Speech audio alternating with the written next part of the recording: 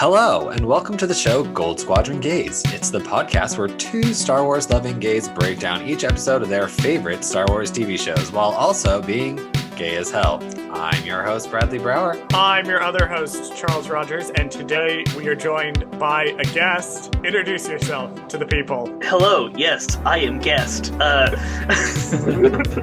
I'm Colton Mason. I am a friend of the show For Light and Dice, which is a Star Wars High Republic TTRPG actual play podcast, along with Charles, and I am very happy to be here. Yeah, you want to, you really segued me into that Light and Dice thing, because I said in the onboarding email, I was like, be prepared for me to ask you about For Light and Dice. And Colton was like, I'm just gonna say it right at the top of the show. So Colton, you wanna tell us a little bit about your character in For Light and Dice? Who do you play in the show? Yeah, so I play IA-1N, who is legally a protocol droid.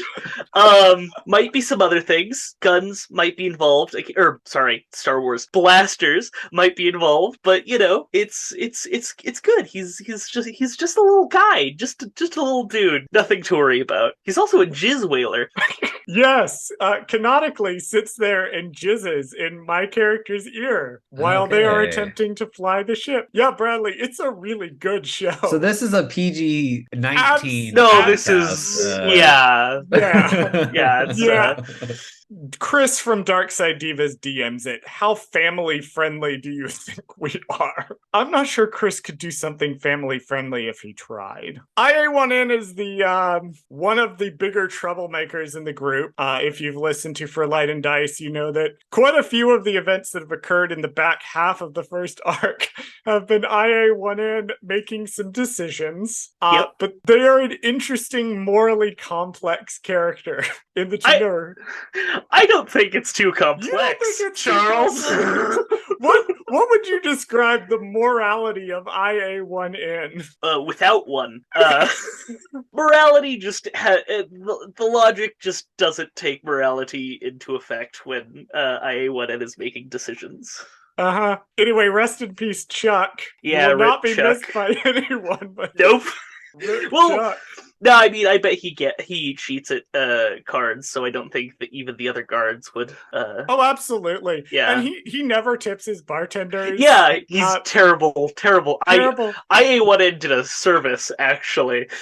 Honestly, IA-1N may have made some points with that one. So before we jump in real fast, quick personal announcement. It should be out by the time you are hearing this episode. If not, it will be coming out later on in the week, but I have been told it is coming out here fairly shortly. I was recently on an episode of Fulcrum Transmissions. Oh, really? Where we talked about Mon Mothma for a very long time. And Claire and I made Sage slightly insane. So that episode should be out. I think it comes out a little bit later in the day on Mondays generally. So if you're listening to this in the morning, head on over to Fulcrum Transmissions and keep your eye on the feed. It may be dropping. But yes, we had a lovely conversation. I was part of their Girl Boss of the Week series. And I was on the episode of Mon Mothma talking about how much I love her and how I am obsessed with all of her outfits. That was my personal announcement. I don't think we have any news. Bradley, was there any news that came? There's another Darth Vader comic anthology coming out. That's the Star Wars news this week. Gotcha. Yeah, I was like, I mean, if that's news, I guess. It's not. Another Darth Vader thing is happening, you know. I don't know if that's necessarily news, but yeah, we're getting more Darth Vader because that's a character we needed a lot more from. Yeah, they haven't really gone into depth into that character enough for me. So I'm thinking like, yeah, let's really dig in. You know, what does he eat for breakfast? Like,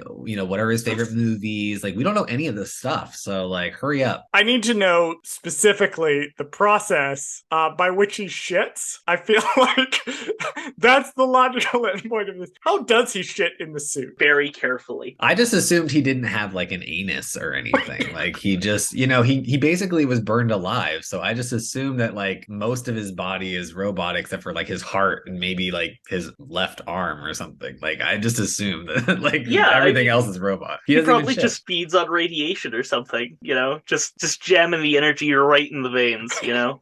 Well, here's the thing. We know he has an anus, because in every Darth Vader story I've read, he keeps getting fucked over by people.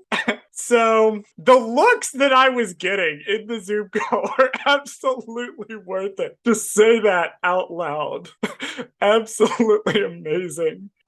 Speaking of people who are getting fucked over by the Empire, There you go. Good segue. the topic of our episode today is The Bad Batch, season one. Season one, Christ. Season 1, no. Who was it? It was somebody. It was me. That was You me. was it? It was you. You want to tell Yeah. Bradley? Because I haven't told Bradley. Yeah, You want to tell yeah, Bradley yeah. what happened when you went to go watch season 2, episode 3? So I can't read numbers, apparently. So I, open Disney Plus. I, go to the Bad Batch and I just click on episode 3. And it takes me about 10 minutes of watching to realize that, I was like, this seems very familiar. Because I watched it when it came out and then I haven't watched season 1 again. I wanted to rewatch it, but didn't have time. So it's like, this is all familiar. And then I'm like, this is season 1, episode 3. You're like, these writers are so lazy. Yeah, I was like, this stuff seems so familiar, so rehashed. I was like,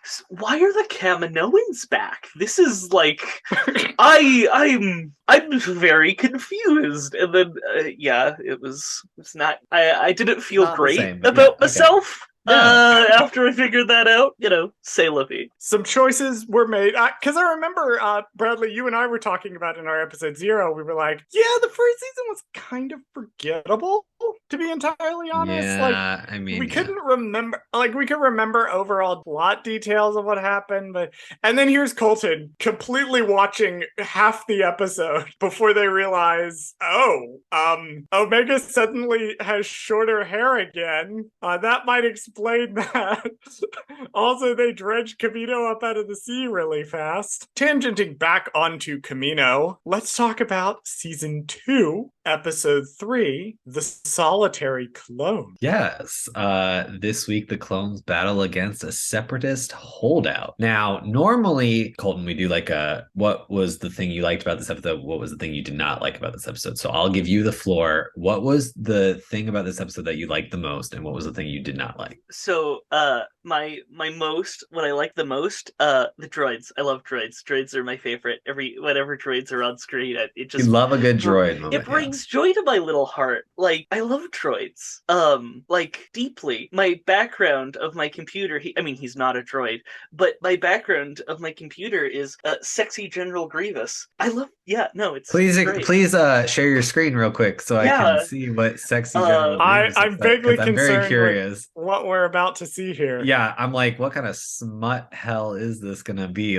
I'm really curious. I've never been on that side of Twitter before, but I'm very curious to see what sexy General Grievous looks like. Please, Bradley, we've previously established that you haven't been on Thrawn Twitter either. So this is true. Yeah, let's see. Oh my god. Oh, okay. I would invite any. Okay, so this is for those of you who can't see, because obviously you're in audio medium. I do have the artist and their Twitter handle. You do? Okay, so yes. Can we petition? Can we make a petition to have this artist finish the art? For those who can't see, it's an outline drawing. It's a sketch. I would love to see this finished.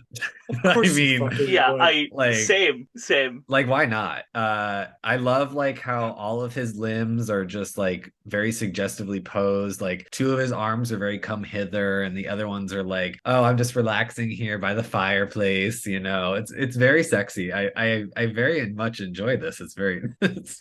It's very draw me like one of your French Twi'leks, right? Christ. Yep, that's exactly what I was thinking. Yeah. I still love that George Lucas was just like, fuck it, I'm gonna make the Twi'leks French. Because George Lucas is a piece of shit.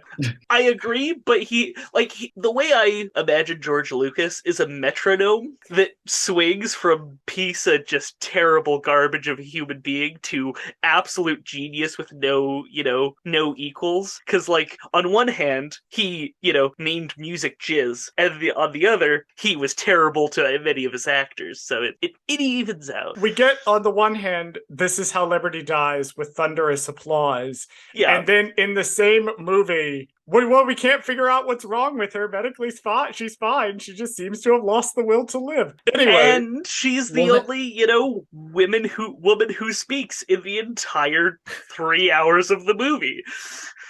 Because they cut Mon Mothma out of the movie. Right, I love that scene. It's such a good scene. And they cut Shakti's speaking scene out of the movie. Right, I forgot about that. Oh, fuck me. Does another woman speak in that movie?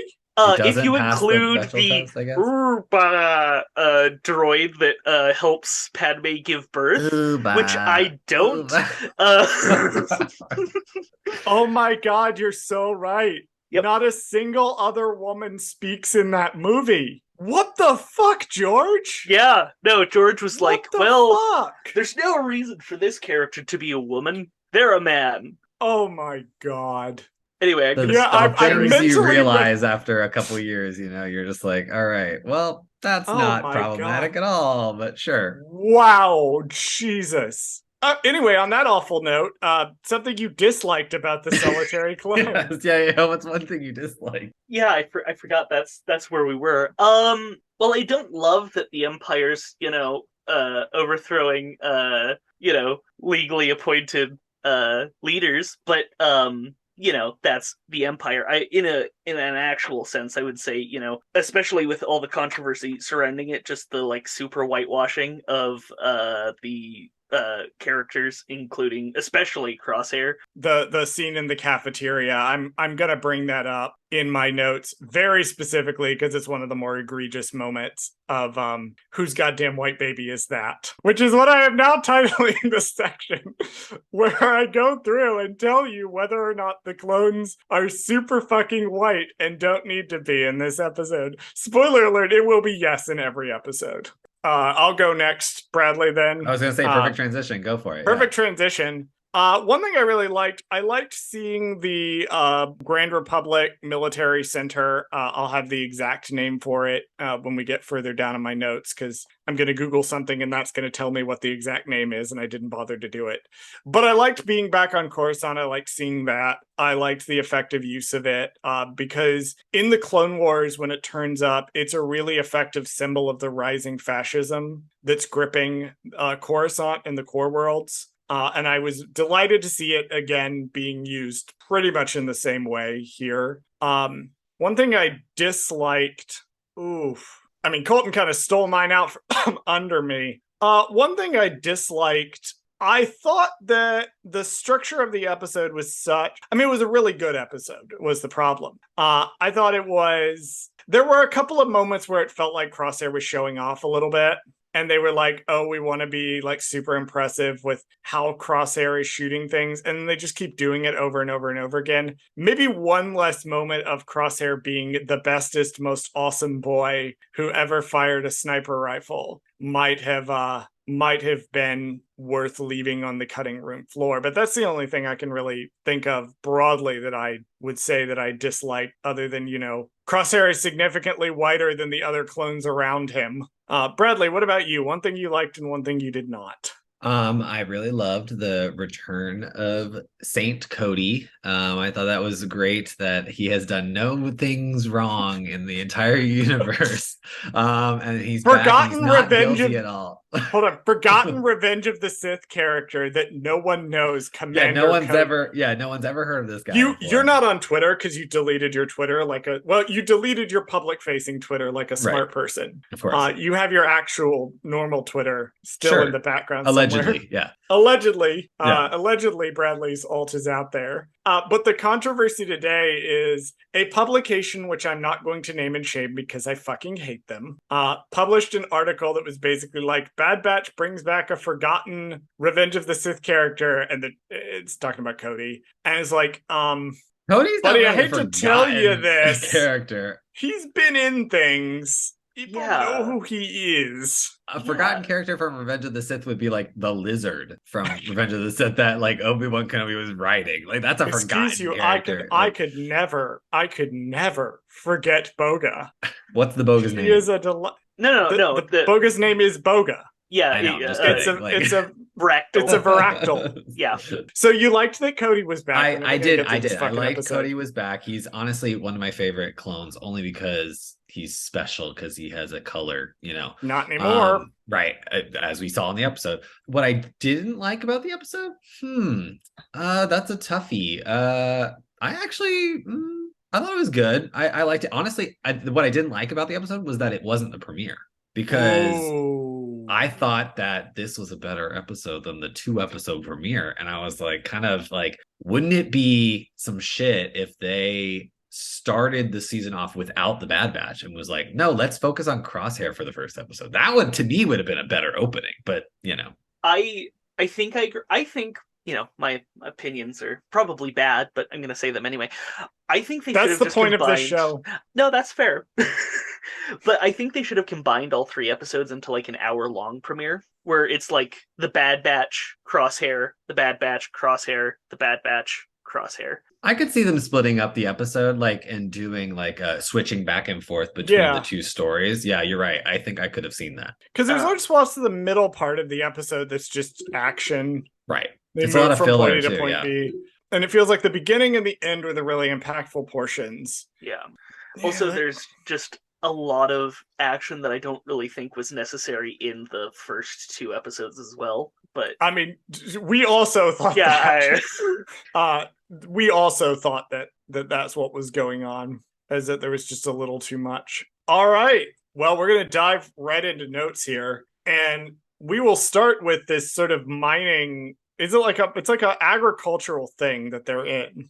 But it's also a lie, like a lying liar who lies. Because I don't know if you noticed, but if you look at the center of it, if you look at the center of Desik City, that looks a lot like a Crimson Dawn emblem. At exactly 9:30 is sort of where where you can definitely see. Okay, yeah. Where is it? What time code? 9:30? 9:30, yeah.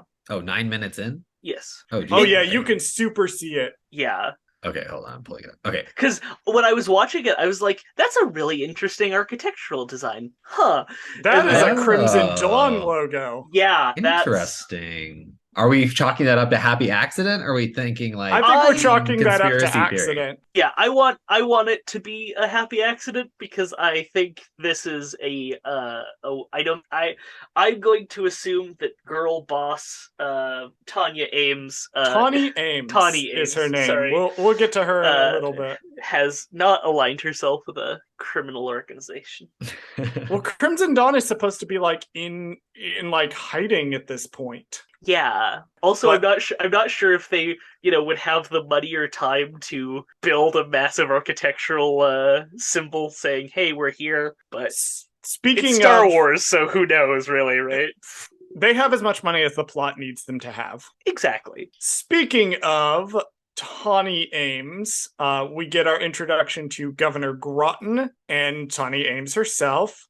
Do you all want to know who's playing Governor Groton and Tawny Ames, our 2 central characters? So, Governor Groton is being played by Max Middleman. Max Middleman has 250 acting credits. If you've watched an animated thing, it's very likely that he was in it. He's most known for being in One Punch Man. He's the voice of Saitama in the English version. Oh, I have not watched that. For my Star Wars The Old Republic people, he's Arn Paraloon in Legacy of the Sith, and presumably Onslaught before that. As far as Star Wars goes, he's voiced the Quarren in Star Wars Battlefront and Battlefront 2, and he's voiced Han Solo in Star Wars All-Stars, the Lego special that I think they did. It was good. Anyway, Tawny Ames is being played by Tasia Valenza. I apologize if I mispronounced that name.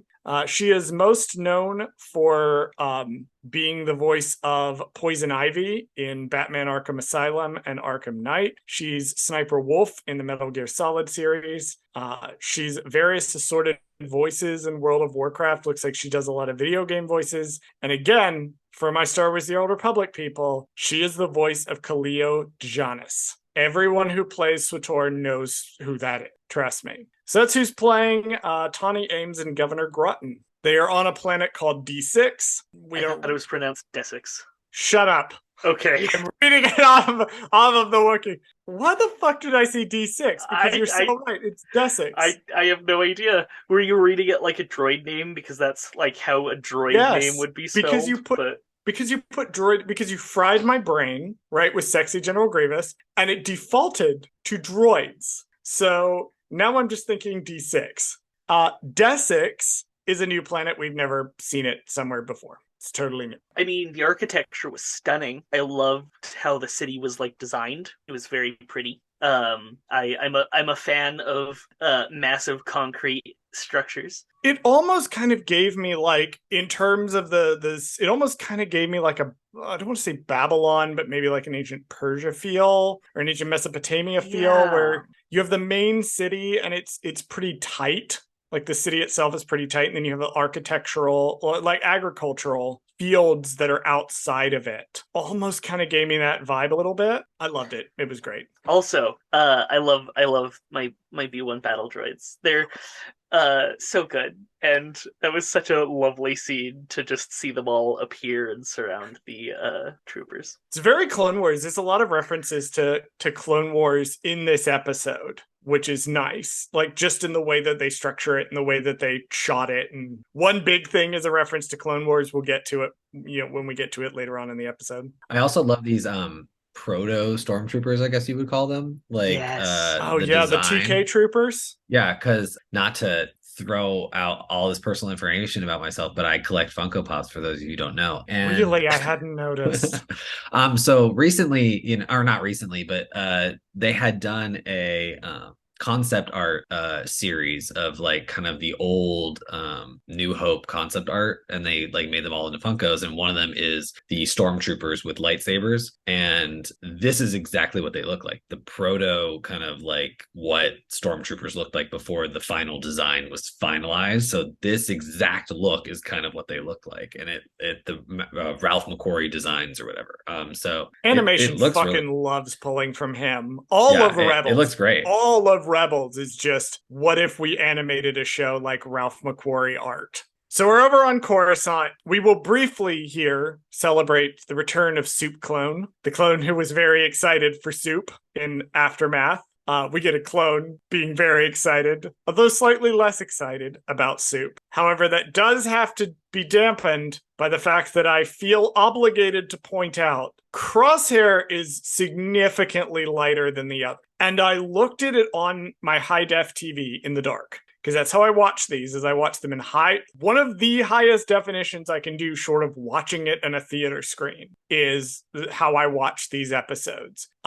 He's significantly whiter. And like his face seems like it might be around the same skin tone on certain monitors. Yeah, but then like the top of his head is really white. It's, you know what it is? I think it's because he doesn't have hair, and so it really does like kind of wash him out because he's got this shaved head. And unfortunately, his hair is also white. So I think what they're doing is, in addition to his skin being slightly lighter than the other clones, his hair is making him look even brighter because of the way the lighting is working with his hair. Because I think he just has gray hair, or like white hair that's just shaved off. He does, but he's always bald. And here's the thing about the he's always bald thing. My father has been bald since I was been born. Like, the man has been bald his entire life. The top of his head is roughly the same shade as the rest of his body. Like, it's not like Crosshair just shaved last week, or we see no visible indications of that. But even then, it wouldn't like lighten the skin. I don't know. It's not. It doesn't look great. It also doesn't help that, all the clones are also just lighter than Tamura Morrison in general as well, right? Like, if you compare the skin tone of Tamura Morrison to the clones in this scene, they're significantly lighter than that. Yeah, and it seems like they've darkened them up a little bit, but we're still not quite there. It's also issues with the lighting, too. Like, there's just a lot of...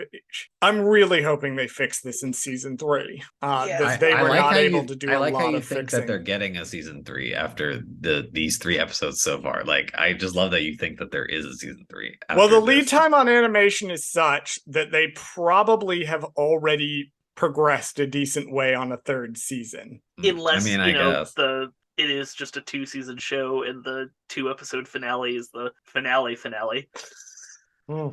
Well, I think they have talked I about don't season know. 3. We'll I think they've see. talked about there being a season 3 and continuing to because they were talking about it in the context of the batch being super whitewashed, and talking about how we're going to keep making improvements going into season 3, and I'm like, yeah, I'd better see them, because right now I'm only seeing them on my HD TV that I watch in the dark. That's not great, folks. So that concludes our section of did they fuck up the whitewashing of the characters in this episode? The answer is yes. In this scene, they are talking about something called the Defense Recruitment Bill. I don't know what that is, but it's really interesting to me because it sounds like a draft. Oh, I didn't even think about that. Yeah, I was just assuming it was just like increased funding for recruitment, but no, that it's totally a draft, isn't it? This is fascism. It's a draft. Yeah, Well, it's like a draft with like incentives, right? Sure. Like they're like, if you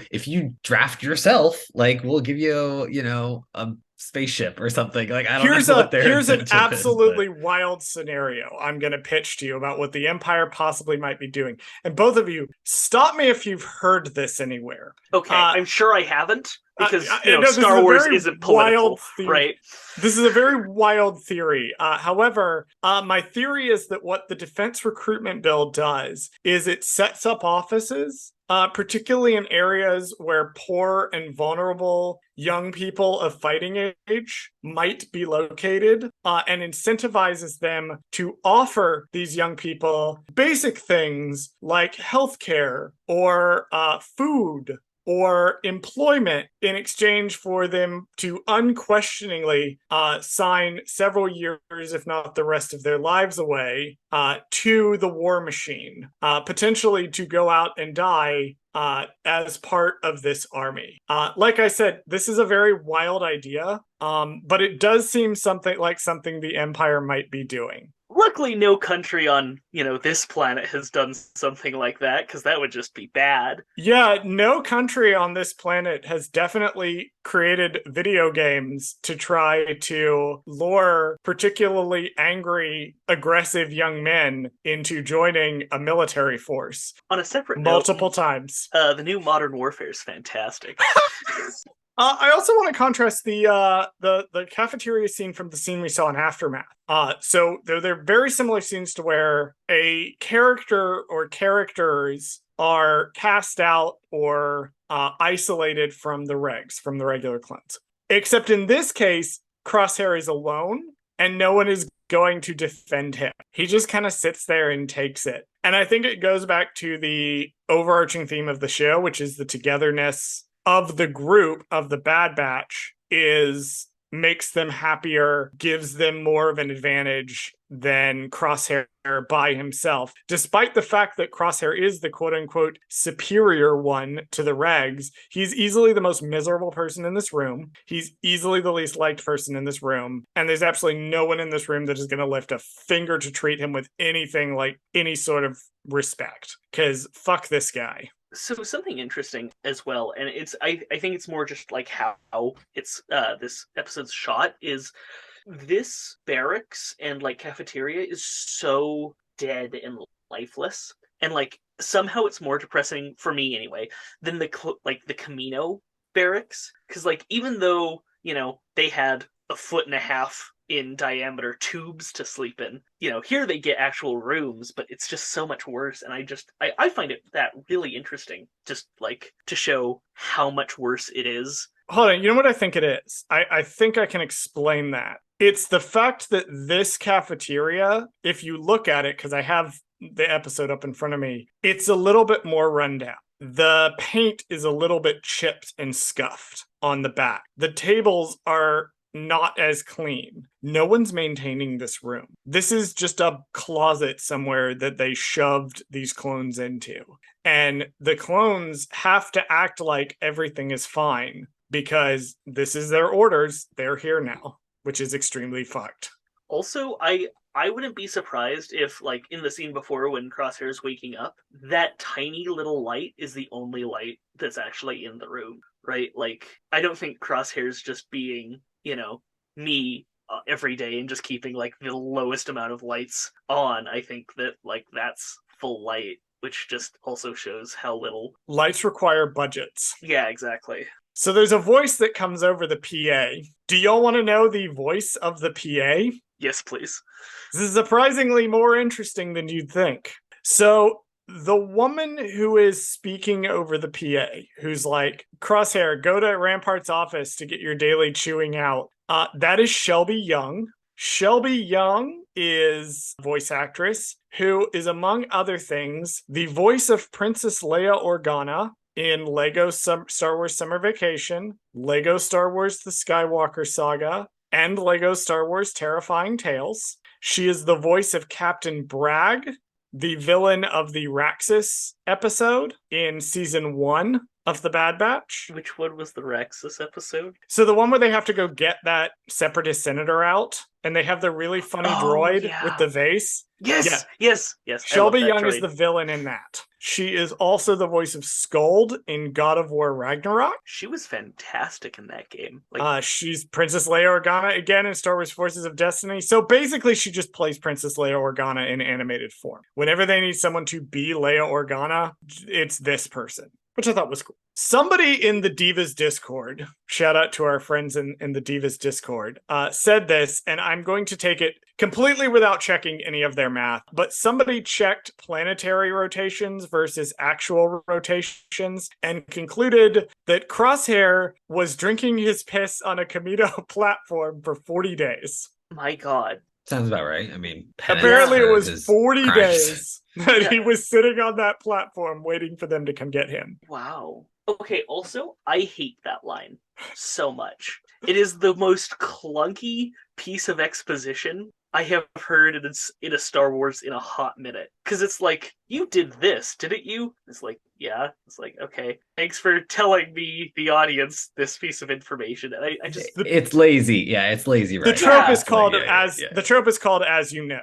Yeah, exactly. When the character says to another character, as you know, this fact about the thing. Yeah, it is unbelievably lazy writing. Did they get Crosshair? Because we were worried last time. We were like, did they? Like, is he just chilling, on Camino? And apparently no.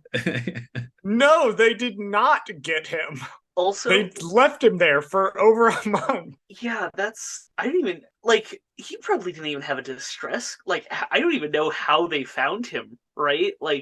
You have to assume it was someone who is a scavenger, coming to collect bits of the broken thing, and then that has to be it, right? They were like, "Oh shit!" Yeah, they were like, "Oh look, there's a person who's still alive." Yeah, yeah, and I'm sure they're definitely still alive because that's how the Empire rewards. So regrettably, I do have to give Bradley his wins here. He did call that the episode The Solitary Clone was going to be about Crosshair. And he also did call that they left Crosshair on Camino for a hot minute before they went and got him. Sadly, that is not this episode. Much as I would have loved to see that episode.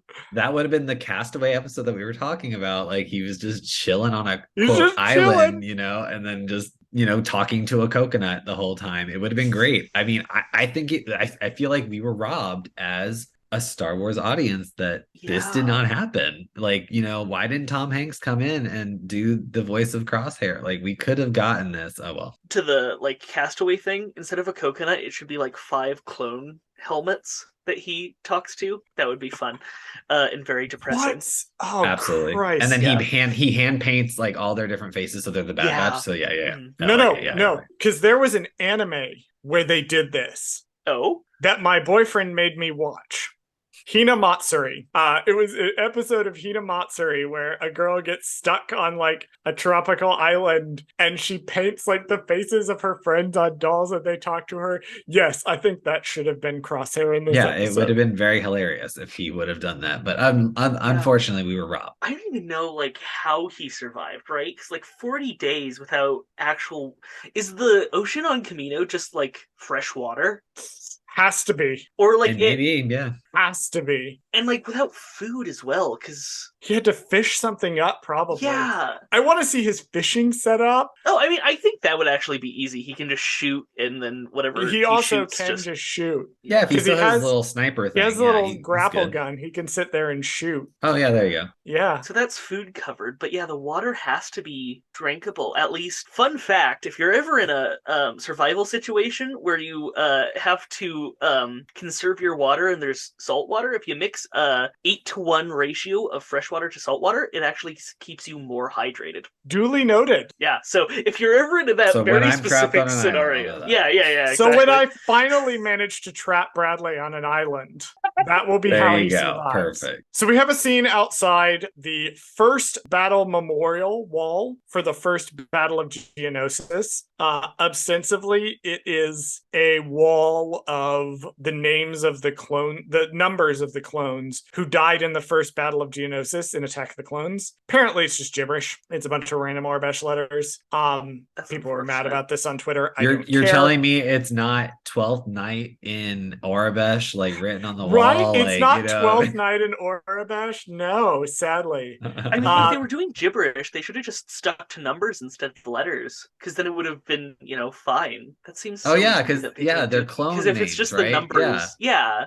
Okay, so then I think that it's would have made supposed more to be sense. just the numbers. Well, because they wouldn't. Would they have? They would have had names at this point. Well, I mean, some of them. Let's see. Let's see. Yeah, no, they would. Yeah, but they're not going to go. It's the individually designations. Write everybody's It's the names on there. designations. Yeah. Wikipedia does confirm that it is engraved with the designations of the fallen clones. Let's talk about where we are. So we are at the former Republic Center for Military Operations, or the Republic Military Base. It is currently being called the Imperial Inspectorate HQ, or Naval Intelligence Headquarters. Do not think is the same building that we see in Andor. Yeah, that one's kind of like a cone. That one's ISB specifically. Yeah. This is the Imperial Inspectorate HQ is where we are at. Is this the same building that Ahsoka was in? It is exactly the same building, because we first saw the first battle memorial wall in the Jedi Who Knew Too Much, and then we see her run along the top of it in The Wrong Jedi, I think. I mean, that's probably correct. And that sounds right to me. So yeah. But we don't have a lot of time to be at the first battle memorial wall, because who shows up? Well, Crosshair doesn't know at first, which was fucking hilarious. Right, he's like semi-racist against his own clone brothers. He like, didn't I didn't give a recognize shit you. he didn't give a shit about recognizing the regs. Fuck the regs. Yeah, he's just no one cares about the regs, especially not Crosshair. Who is she? I don't care. I don't know her, which is really sad for reasons we will get to in a little bit. But yeah, it's Commander motherfucking Cody. Shout out to Jess, who plays Lysander on For Light and Dice. I'm so glad you're getting to live your best life with this Cody appearance. I am sorry it's in this show. Yes, Cody is back. Also, I love that he still has all the communication equipment, just like he, had in Clone Wars, where he's just now someone else's secretary instead of Obi-Wan's secretary. We need to point that out to Chris the next time we record For Light and Dice, that Cody is still wearing all the communications equipment. Yeah, he has like an antenna on his arm, he has an antenna on his helmet, he has, I think, an antenna on his back, too. It's a lot of antennae. I find it funny when people are like, no one cares about Cody, because I was in the room when the trailer for this premiered, like the world premiere of the first Bad Batch season 2 trailer. They had to replay the trailer. And the reason they had to replay the trailer was the minute Crosshair said, Commander Cody, the room fucking exploded, and the cheering continued for a solid 20 to 25 seconds, drowning out the next several lines of dialogue in the trailer. No one could hear the rest of the trailer. And I was sitting with Chris, as well as another member of the Divas Discord, and the three of us, one, we were losing our minds, but two, we were in close to the front, and you couldn't hear anything when Cody came on the screen. People were that excited to see him. I don't know what this means in my notes. It says brain chip ?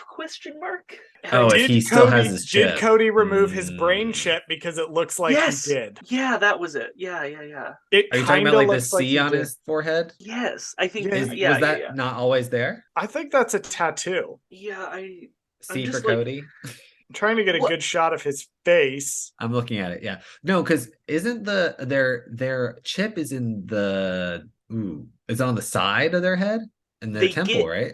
it's on the. I know Rex got it removed from the right side of Okay, the let me look right up It's side pictures of the of his right Commander temple. Cody. I think the scar is And too it's- low. I think his inhibitor yeah. chip is still in there.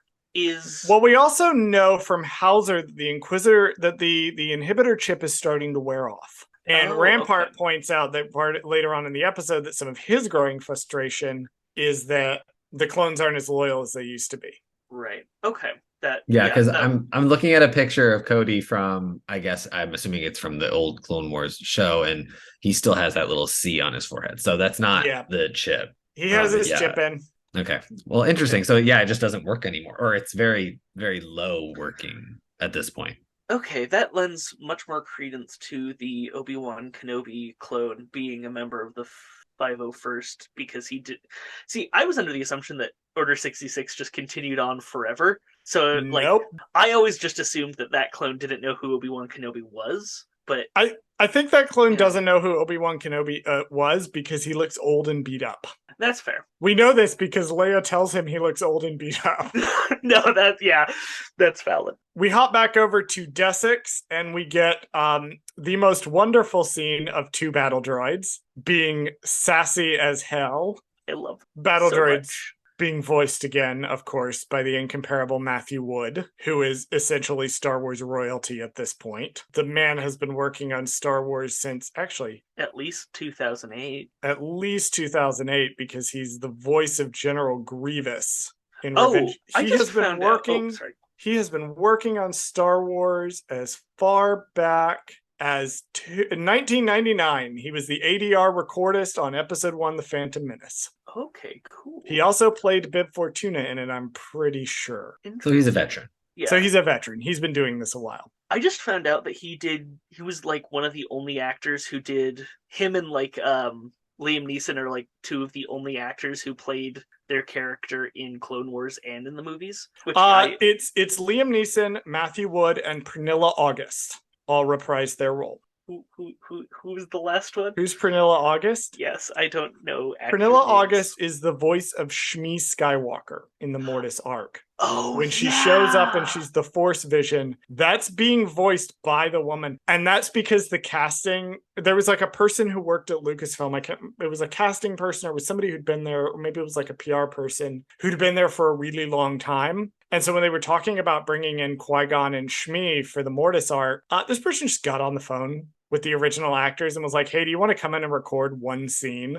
I love that. Mm-hmm. So we've got some sassy battle droids. I love the way that they're setting up the twist with Groton by having Groton do the standard like being captured thing. The you won't break me, you'll never get away with it. Except, he's a fascist. And that will be a twist later, that he will act exactly like we would expect him to. They also have spent a lot of time talking about Count Dooku in these 3 episodes. Yes, I loved this bit. Like, just because, like, the Separatists, for the most part, if you ignore, all the war crimes that Grievous did, which, I don't forgive him, but I forgive him because he's the perfect, adorable little guy. The Separatists were, like, actually in the right in the Civil War, right? Like, they were just trying to, if you ignore the Trade Federation and the other, like, capitalist interests, which, but they were just trying to get away from the corruption of the obvious actual corruption. And it's so interesting that we actually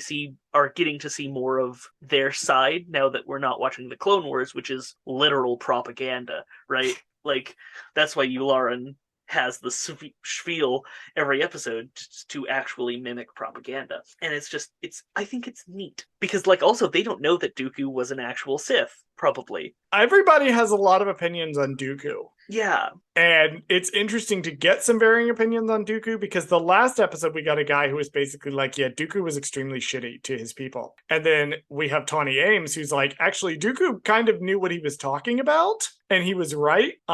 It is almost like capitalist interests will come in, take perfectly noble causes and twist them to their own ends for both profit and to advance their own interests. However, there are no politics in Star Wars. No. Anyway, gays, why don't you sashay into deals every June? Make sure you purchase the Disney Funko Pop Stormtrooper that's a rainbow.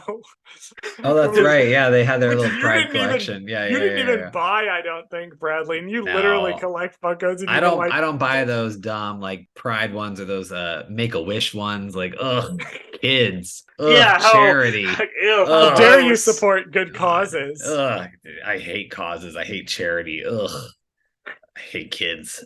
Like sapient creatures, right? Like they have thoughts. They're able to, it's very Data in Star Trek where like they're actually, they fulfill everything of having a consciousness and being able to, be themselves as people, but it's fine. Perhaps some droids, protocol droids in particular, that may or may not have a penchant for music and a collection of guns, perhaps should consider having some less thoughts. I think that would be even more dangerous, arguably. Anyway, the one character who's a droid in Solo that I don't like that movie, by the way. Strong opinions, hot takes, that's the word, but that droid was correct anyway, regardless. Everything L3 says is 100% correct. Yeah. In that movie. Yeah, also voiced by Fleabag. Didn't know that until like recently. There is a short story in the From a Certain Point of View for The Empire Strikes Back that's actually the point of view of the Millennium Falcon, which when 3PO is talking about in the movie about how the Falcon speaks with an interesting dialect, and we know that L3 was plugged into the Millennium Falcon from the movie Solo. Right. There are actually 3 different fully sentient intelligences within the mainframe of the Falcon that are constantly communicating with each other. And one of them is L3. That's so cool. Yes, I highly recommend From a Certain Point of View, both of them. You can also hear me talk about a short story from a certain point of view on Fulcrum Transmissions when I talk about Mon Mothma. It's not canon, but the Tales From series from like the 90s were my favorite books, and one of them was the Tales from the Bounty Hunters from the second movie. And it was just like all the bounty hunters that I have it over there somewhere. The first one is IG-88's story, and IG-88 makes like 7 clones of himself and sends them out, and the last one dies because he plugs into the computer of the second Death Star, because that was the only thing big enough to instigate a droid rebellion throughout the entire galaxy, which was IG-88's full plan, and he died because the Death Star blew up. He also Bradley, Palpatine, Bradley, I see that expression that you're making in the Zoom call. I can corroborate this. Everything that Colton is saying is accurate. Is canon. I'm just kidding. It's not canon. Unfortunately. Well, I mean, here's the thing. I mean, canon is stupid because if you think about it, it's like, what do you like? You know what I mean? Like, if it existed at some point, my thoughts on canon is if it has existed at some point and it was under the Star Wars label at some point, if you want to include it in your little personal headcanon, then go for it, because honestly, no, unless it doesn't really conflict with anything, like who the fuck cares, right? Like, I mean, that's my thought process. You can mesh stuff up. I've talked about before how like you can view the Tartakovsky Clone Wars as canon because it doesn't really conflict with anything, and I like considering it canon. It is actually semi-canon. Thank you, Mike Chen in Brotherhood. who somewhat canonized the events of the Tartakovsky Clone Wars series. But you can look at that, and there's also some things like, if you want to, it's personal to you. Now, I do say it's a difference between identifying something as personal to you. Like, I like to generally think the events of Outbound Flight happened, and I know something very similar happened because of the Ascendancy trilogy. But obviously the book is written didn't happen. That's just my choice. I'm not about to sit here and say Outbound Flight is canon because I've decided it is and get really aggressive about that. That would be a stupid way. Folks, I hate to tell you this, but you can't just decide something is or isn't canon when it is explicitly canon.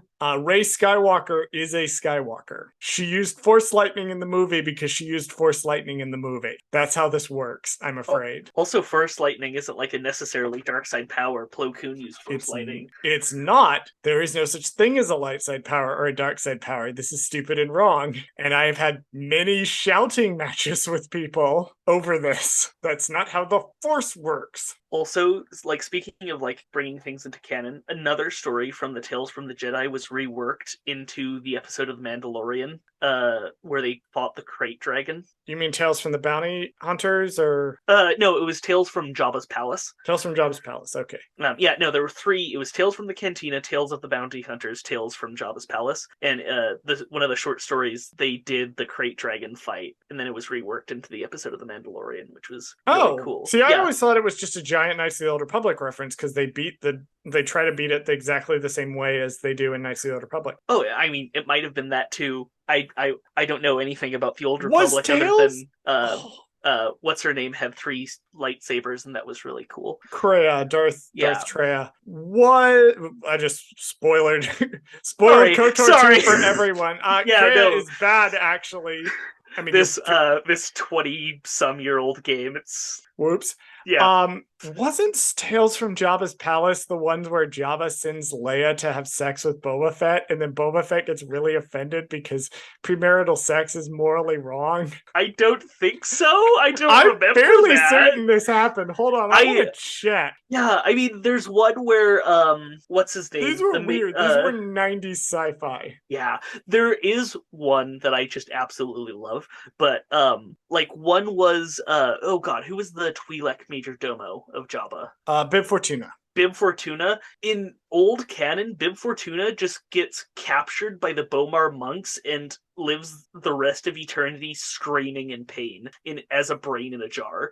The like little spiders with brains, the Bomar monks, they just kidnapped him and put him in a brain jar, which is great. Okay, so the fuck?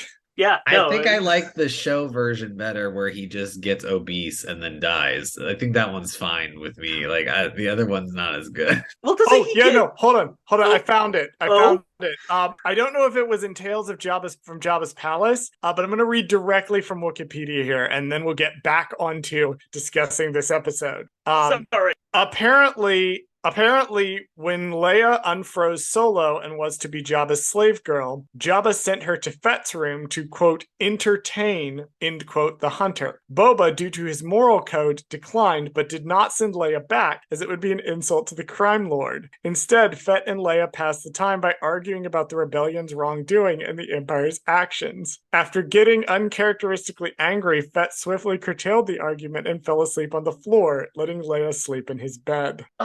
Okay, do you have the title of what that As an adult, hold on. Later on in Personality and Traits, as an adult, Fett was very puritanical and claimed he had not so much as held a woman in his arms. Similarly, he felt that sex between non-married individuals was immoral, and the source is Tales from the Bounty Hunters. That is the book where this comes from. What story? Last One Standing, The Tale of Boba Fett. Okay, so maybe there are levels of canon that matter. Maybe some things we can pretend even didn't happen in Legends. What was it called again? Sorry. Last One Standing, The Story of Boba Fett. I need to get my copy of that, because I do not remember that. Yep. Similarly horrifying is this episode, which is continuing. I don't know what the fuck a segue is. Anyway, Crosshair sends some guys out to get them out of the way so he can take the tank out. I want to talk about the music during this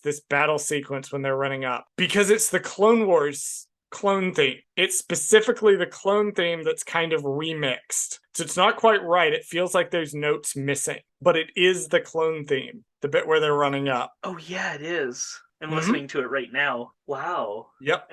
That's neat. That's really cool. I didn't even realize that. We get a little bit of banter between Cody and Crosshair up at the top. And here's the part where I remember I said I'm going to make the fact that Crosshair didn't recognize Cody worse. Think all the way back to the Bad Batch episodes in Clone Wars. Who calls the Bad Batch in? Oh. It's not Rex. No, it isn't. It's Cody. Cody is friends with Crosshair. I mean, Crosshair's just kind of a bitch, though. Like you Yeah, know what I he mean? is. Like He he's kind of is. doing it on purpose, though. Like, But these two are friends. Like, well, ostensibly, they're as close to friends. Like, if you watch Crosshair bantering with Cody in this, it's the closest we've seen Crosshair since the show started to actually bantering with someone and meaning it. Yeah. that's true because everybody else he talks to is technically in the first couple episodes his brothers, or well, I mean, everybody's his brother technically, but it's the only brothers he cares about are his semi-similar brothers next that live with him, and he doesn't give a shit about most of the regs. But Right. Here is Cody, who's one he actually knows. I love that. We get a little brief aside in the middle of the action with some civilians to remind us that Crosshair is fully prepared to whole-ass gun down some civilians if he feels like they're a threat. I thought for like a hot second he was gonna be like, "Oh, we have to kill these people," and then Cody was gonna be like, "Sir, we don't need to kill every single person. That was not our orders." Like, Yeah, and then my favorite bit of that is, "We're here to help," says Cody, lying. We're here to help, says the authority figure, which is always a lie. Yeah, with the gun. Yeah. No, ignore the fact that we're, invading your city. We're the good guys. Yeah. We are absolutely the good guys here. Yeah. We get to see some droid poppers again from the Clone Wars, which is neat. Love poppers. Oh my god. I'm going to leave that one alone. I'm going to instruct Bradley to leave that alone. Just no, Bradley. Wherever you were going to go after that, don't go there. Say it, you coward. Say it. We don't need to know anything about you and poppers. Honestly, yeah, we'll just leave it alone. I don't want to go too crazy with that one. We could spend another 25 minutes here talking about, droid brand poppers and jungle this and juice that. So we'll just leave it alone. Where is my Star Wars brand line of poppers called Droid Poppers? Oh my god, yes, please. That's the trade goods I'm going to give out when we go to Celebration eventually for Plaid. We're gonna give out little things of little bottles of Droid Poppers. Oh, that's such a good idea. Right? Like, yeah, it's like a gift, like to, like make us like, okay, if there's any other gay podcasts that want to like come together and make like a little booth or something, We'll make some Droid Popper. Yeah. We'll just hand out poppers at Good Celebration. That's Oh my fucking God. horrifying. Oh, also in this scene, I love Madroidicas. I love them so much. Except for that one was really stupid because it rolled for some reason instead of just walking calmly forward with the shield up, which seemed odd, but it had to be removed somehow for the story to continue. Yeah, there just had to be some plot kind of has to plot. happen. Yeah, exactly. I'm just like, that was because odd. otherwise they're basically indestructible. Like, there's no way to defeat them whatsoever. Yeah, so like, had I written it as, the junior or amateur screenwriter that I am, just have Crosshair successfully, like, slowly roll the popper into the shield. But, it's... I wonder where you got that idea. Could it possibly be from a arc of the Clone Wars where they literally instruct people to roll the droid poppers very slowly so as to get inside the droidica shields? Yeah, no, I mean, it's fine. Setups don't need payoff. Surely that was not the series of episodes in which the Republic armed a local militia in order to carry out terrorist attacks against a government that was opposed to their interests to install a government which would be more sympathetic to them. Luckily, that's never happened on this planet. Luckily, that didn't happen in Clone Wars at least twice that I can think of off the top of my head. I think there's 3. be, right? Because the Lurmen count, technically. I don't know if they overthrow a government. They train them, but it's nobody gets overthrown. The Separatists do it in Mon-Cala, and then the Republic does it on Onderon. Right. It's fine. War crimes don't exist because Geneva. We love war exist. crimes. Yeah. Okay, exactly. no. War crimes do exist in the Star Wars universe. That's not canon. That is canon. Is it? I thought that was cut from the Clone Wars. So the concept of war crimes seems to exist because it's brought up, I believe, in the Aftermath books and other places, the concept of bringing someone up for war crimes. Now, the Geneva Conventions do not exist. And this is where people get hung up. There's no war crimes in Star Wars because the Geneva Convention doesn't exist. First of all, it's still a war crime because we're applying our logic as viewers to it. Secondly, even within universe, the concept of a war crimes tribunal exists. But also, the Yavin Convention could be something Obi-Wan's making up, but could also be a real thing. So we don't necessarily know. We know there's no Geneva Convention. Given the Republic and, its kind of stand-in for many things, including the UN, the Yavin Convention probably is real, but it's like a non-binding resolution to set up some actual laws in the future sometime, just given how the Republic generally operates. This is a thorny issue. Let's move on to the stairwell scene. Cool. Yeah, so the stairwell scene, it's good, and it's also kind of our first look at how the mirror stuff actually works, because he generally just throws the mirror and stuff and then is like, oh, I shoot now. We see that he is actually looking in the mirrors, and his eyesight is good enough to see through the mirrors, and that's how he's lining up the shot, which is very nice. We also get Cody being a badass, which I appreciate. I loved that scene. I don't know why both of their helmets got knocked off at the same time. So we can see them emoting. Yeah, sure. It's for drama. I suppose that, this is a fake show and not real life, I guess. I can accept that as an answer. However, as we progress through the scene, they take out the tactical droid, and then something very annoying happens, which, I get to be Steph for a hot minute. To all of the people in the TikTok comment of a TikTok that we put up a couple of weeks ago about the fact that the clones use a fucking flamethrower on the droids, I am aware that there are plenty of reasons that you can cite for why it might make sense to use a flamethrower on the droids. I don't care. It is my sworn enemy, and I have decided that they should have just shot them with a gun. Yeah, it seems a little random, especially for the 0.5 seconds it's on screen. It's honestly on screen. It feels like it's on screen less time than it was in the trailer, and I'm confused at why it was even an option for this clone. Oh, hold on. No, I'm going to cut you off because I just put it up again. It's even more fucking bad because if you watch the little clip, right before the clone walks around the corner and shoots the droid with a flamethrower instead of, a gun that would make sense and be faster and more take them out faster, we see in the background there is a droideka with the flame stuff on it. So very clearly, they had to take out this droideka's shield in order to burn it with a flamethrower to take it out. What was the fucking point of this? So my assumption is just the fire moves slow enough to pass through the That's what I was going to say. That's the only way to take them out. No, because fire is like energy. Well, you know what? It's moving very quickly. The flamethrower takes out droideka battle shields. On the inside. Yep, that's the only way to do whatever.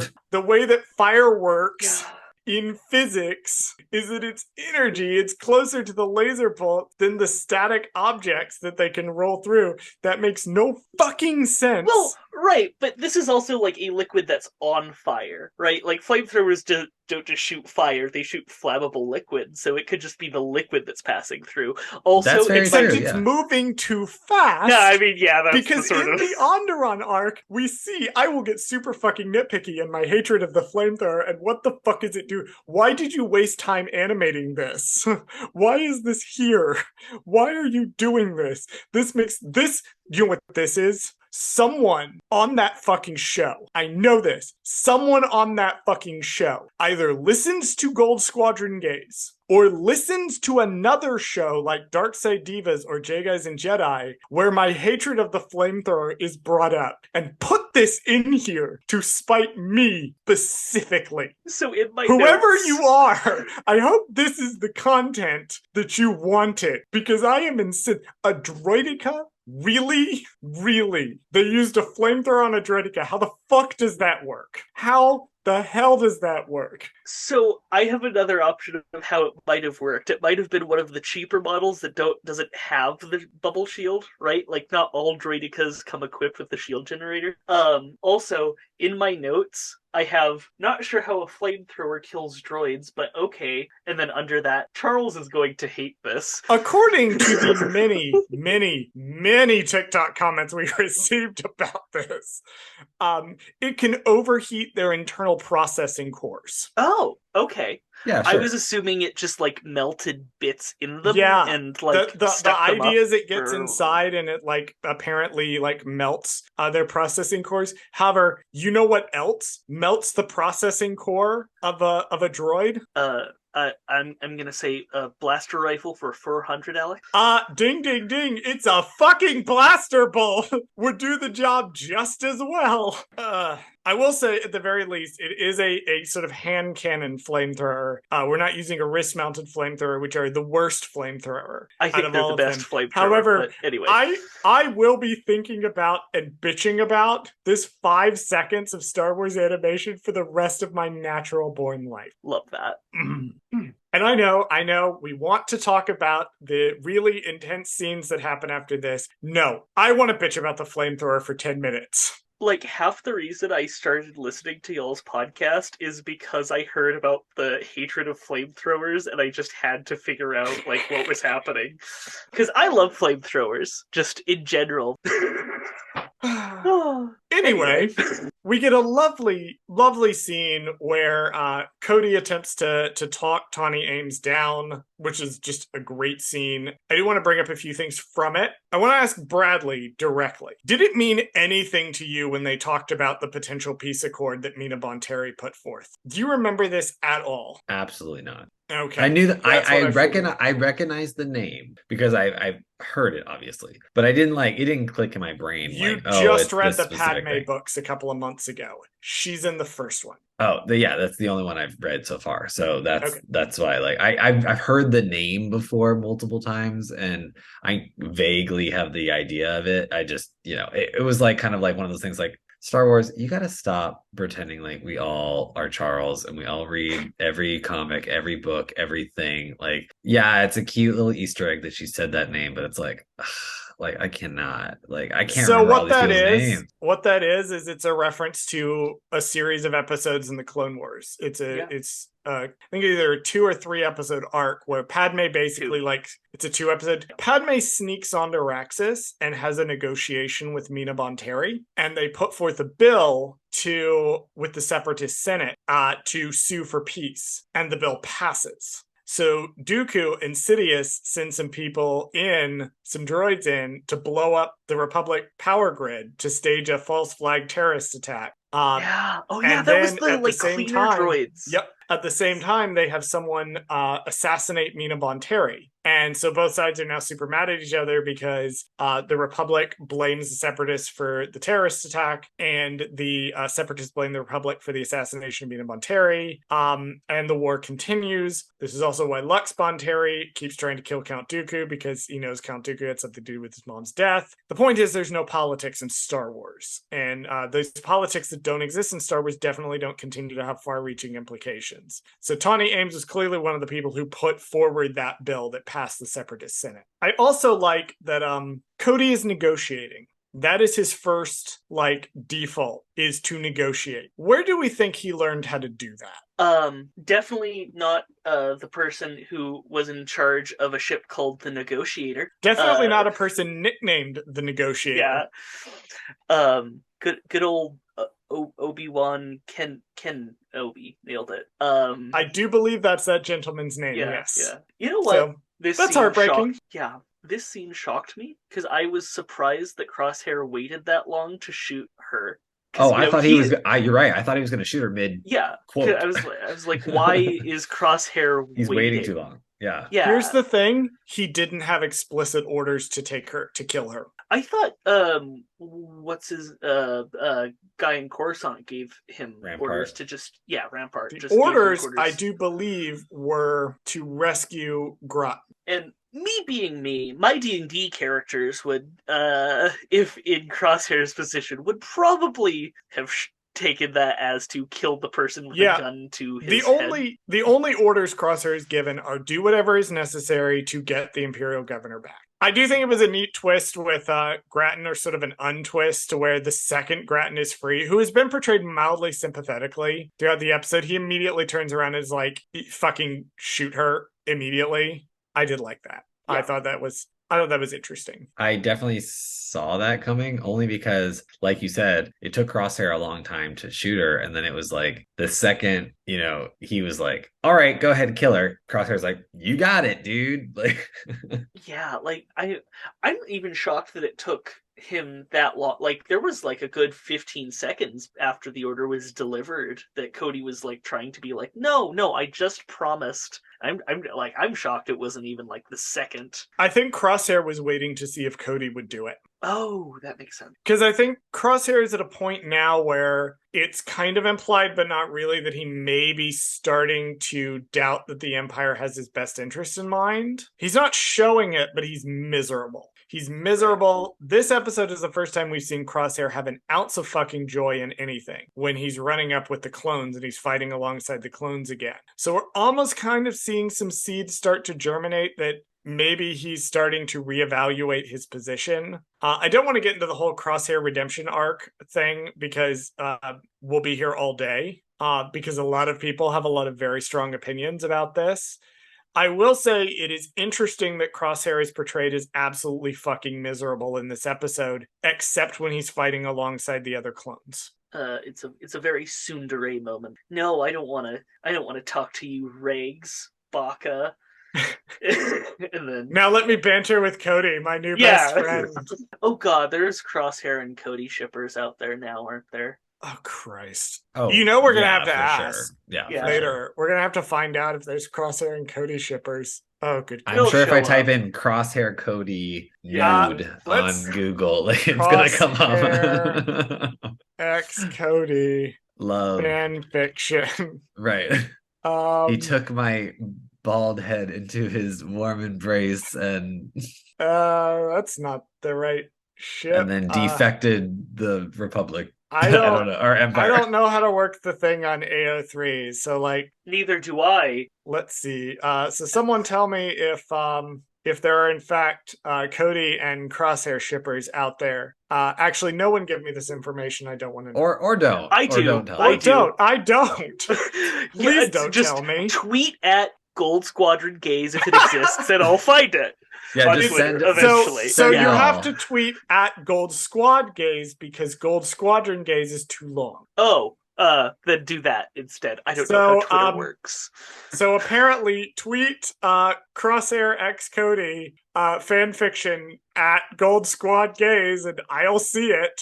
Right, for research purposes. I will need you guys to do that. Yeah, for research purposes. That's what it is. My final note on Desix before we head back to Coruscant is, seriously, the animation is gorgeous. It is. The shot with the Venator above the city, and it's like in the clouds above the city, ominously looming up there. Chef's kiss. Beautiful. I viewed that as an homage to Rogue One and Jeddah, right? Because like, it's a very similar city where it's like a really high walled thing, a big ship, Star Destroyer, floating above it, and then they're just looting everything. Right, occupying the city, yeah. Yeah, like taking anything of value, and yeah, you gotta love imperialism. It's the law.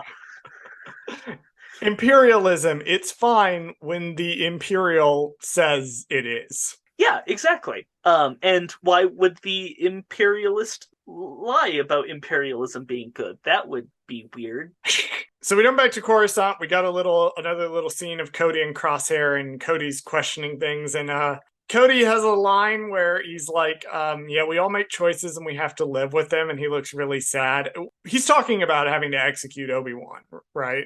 Like Or he thinks what he Obi-Wan's thinks he did. Yeah, he either thinks absolutely. he's dead or he thinks he's out there Right. somewhere dead. Because in the movie, he clearly thinks that Obi-Wan, he's not going to write him off as dead unless there's a body. But oh man, do we think Cody knows that Obi-Wan's alive?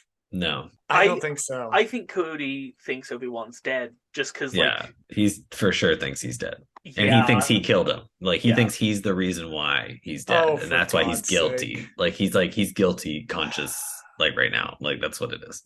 because like I don't think Cody would have given up if there was a shadow of a doubt that Obi-Wan was alive. Or dead. You mean Or- dead. Or- If there's a shadow of a doubt that Obi-Wan was dead. Wasn't dead. No, you were right alive. the first time. Yeah. English is hard for everyone, so it's English is hard for English speakers. My whole thing is words and sentences, and I can't do English I well. hate the English language, and I'm a creative writing major. Like, I've dedicated my life to writing, and I hate it so much. I have written in my lifetime probably millions, if not tens of millions of words, and I can't stand the English language. I can't do it. Anyway, another note that I have here, I have two more notes left. Do we think, collectively as a group, that Crosshair has ever finished a single breakfast in his life? Definitely not. He gets called to the principal's office more times than I can count, and it's every single time during his meal. Like I don't know if he just doesn't eat ever, but you know, it's probably why he's so skinny. He just doesn't eat. Yeah, like I would bet that 9 times out of 10, names. Rampart. Not Hunter, not Tech, not Echo. Wrecker. Thank you. 9 times out of 10, Wrecker just steals Crosshair's breakfast. I feel back when the team was together. Yeah, because you remember in Aftermath, they get into the food fight, and he tries to eat his food and then gets really annoyed that he has to join the fight. Yeah, this man has never finished a single breakfast in his life. This is why he joined the Empire, because he thought he could actually get to his scrambled eggs. He has never once gotten to his scrambled eggs. This man puts scrambled eggs on his plate every morning and has not tasted an egg in a decade. Crosshair was like, order? That's what I do at restaurants. I can get food. Yes, the Empire brings me my order and then I get to eat it without being interrupted. Never happened.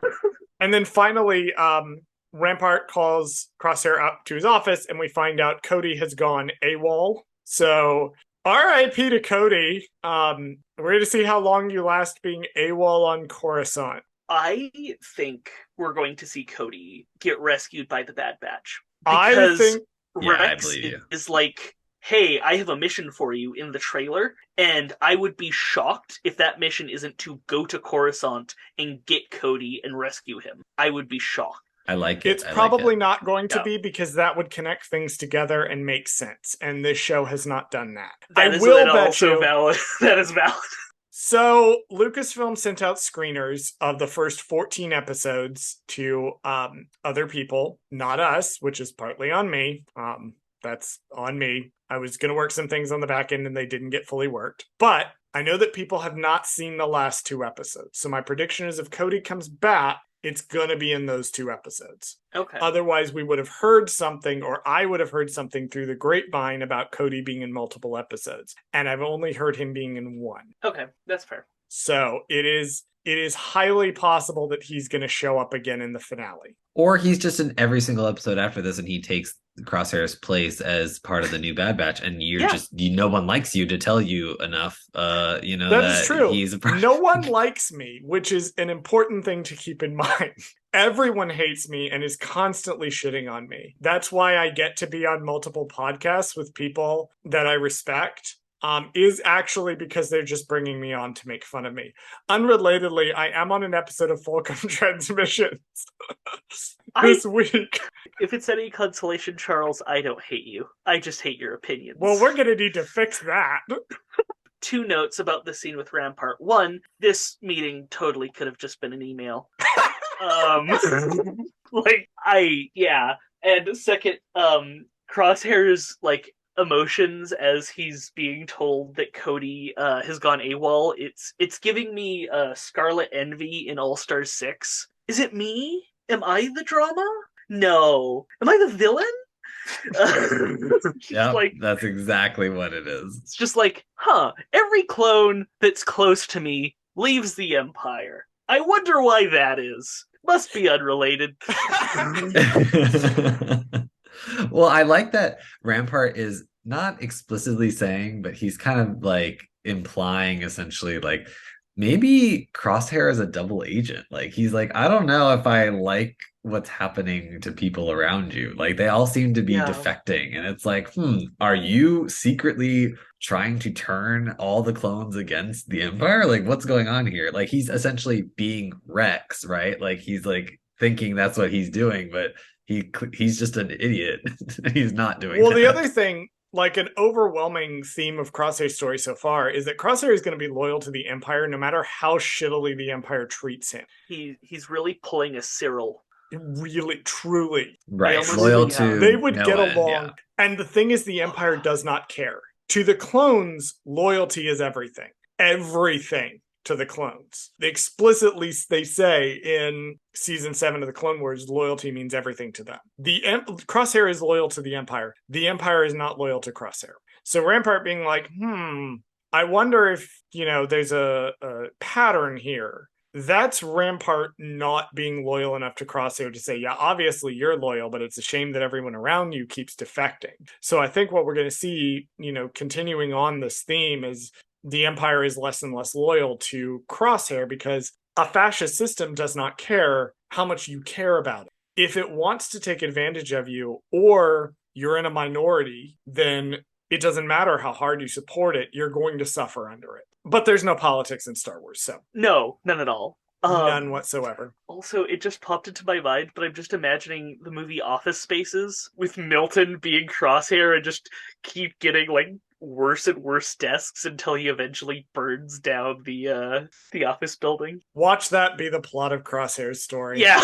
I think that you might be pretty close. Worse. Yeah, I think you're pretty close onto what his story is. I think it's eventually going to end up he's going to have to run from the Empire because they're going to turn on him at some point. So I think you're right on the money there. I'm excited to see him put strychnine in the guacamole, which is favorite quote from like any movie I've seen in the last 2 years. All right, well, we are coming up on, to be clear, I want to talk just a little bit behind the podcasting mic, how Bradley and I make this show. Part of our rules and the way we set up how we record this show to avoid driving ourselves fucking insane is that we sort of have a light rule of we try to keep our episodes roughly double the length of whatever content we happen to be talking about. So we try to keep our Bad Batch episodes about 40 minutes. Raw recording, we are at 1 hour and 49 minutes talking about a 30-minute episode of Bad Batch. So, Colton, do you have any final thoughts on the solitary clone? It was a good episode. Thank you, Colton. That's a pretty good. Bradley, do you have any final thoughts on a solitary clone? Best of the season by far of 3 episodes. Why the fuck did they use a flamethrower on a Droideka? Well, Colton, thank you so much for joining us this week on Noah Squadron Gaze. It's been an absolute delight to have you and get to talk about the battle droids and one of the Clone Wars-like battles in this show. Do you want to tell the people where they might find you? I'm on Twitter at ColtonZ9, I think. Probably. That sounds about right. I'll double check it for you.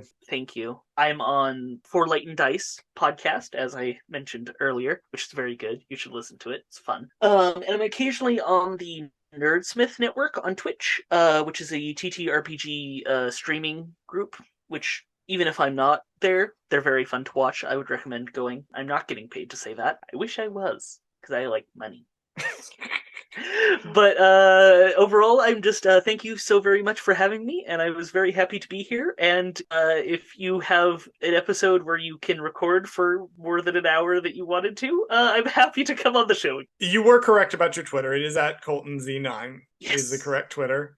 Thank you for coming on. Everyone, go and check out Colton's character on For Light and Dice, which of course is my other pluggable. You can find me there playing Wynn, the Grumpy Duros pilot. And also this week you can find me once again on an episode of Fulcrum Transmissions talking about Mon Mothma that either will have come out by the time you hear this, or it will be dropping, from what I am told, it should be dropping later in the same day. They usually come out on Mondays. Colton, thank you once again for coming. Bradley, go ahead and run their socials, like Cody running away from the Empire. Thank you for listening to Gold Squadron Gaze. Did Charles fuck something up? Send us a message at goldsquadrongaze@gmail.com. Follow us on Twitter at Gold Squad Gaze. Follow us on Instagram and TikTok at Gold Squadron Gaze. Subscribe to us on YouTube at Gold Squadron Gaze, where we post the podcast as well as exclusive content. Please join us next week and every week for more of Gold Squadron Gaze. Remember, Bradley, cut this bit out. Sure. Was it? Honey, you remember that very cute anime we watched where the girl is trapped on the island and This is going in the end clip, by the way. Perfect. I'm excited.